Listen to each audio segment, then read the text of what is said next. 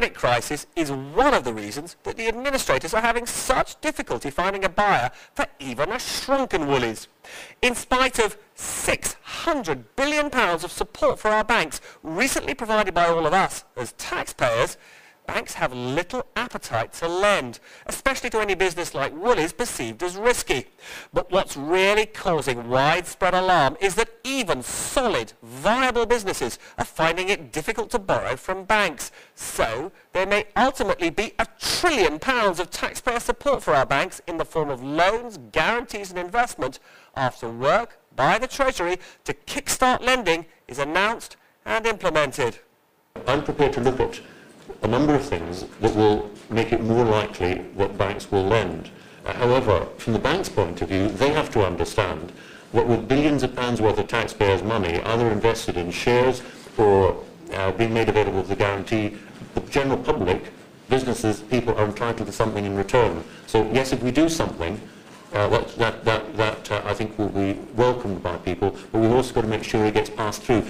But the Tories say ministers are dragging their feet and urge the Treasury to adopt their proposal. Why can't the Prime Minister answer the question about our National Loan Guarantee Scheme? It's a fully worked-through proposal that could help business now.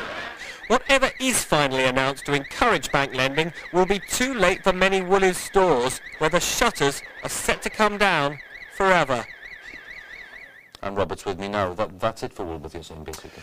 Well, it's pretty bleak. The other thing that happened tonight was that the administrators who are running Woolworths under insolvency legislation, they started the process that would allow them to make all 25,000 shop staff redundant. Now, they haven't announced how many will be made redundant, but you don't start that process unless you think the job losses are going to be made, and they're likely to be very, very significant. The other thing that they've announced is that some stores could even close before the end of the year, and that's a big change. Initially, they'd said stores would be kept going at least till after Christmas, after the New Year.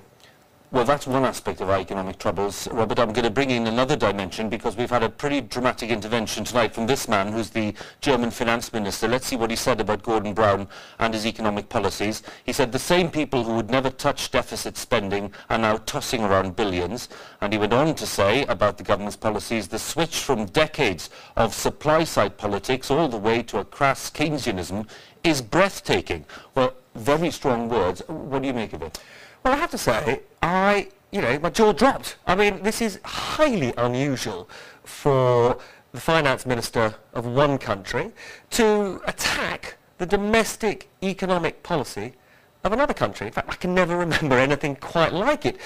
The more precise attack he made is he did say that he thought that the cut in VAT, which was in the heart of the Chancellor's recent pre-budget report, he thought that was a waste of time. In fact, worse than that, he said it would lead to a significant increase in the debt burden on the government that it would take generations to pay off. I mean, it was, the sort of thing that you would expect perhaps from Her Majesty's opposition. In fact, the Tories are cock-a-hoop about all of this because they feel that the German finance minister is making precisely the same attack on the government that they've been making. But as I say, almost unique. Certainly I can't remember a precedent of this sort. And the other really important aspect of all of this, Hugh, is that the Prime Minister has pointed out, and I think most people would agree with this, that the only way to get through this kind of global economic crisis, if countries pull together, if they set their policies in the same direction. This is precisely the opposite. This is one of our European partners launching a direct attack. Extraordinary. Robert, thank you very much. Robert Peston, our economics editor.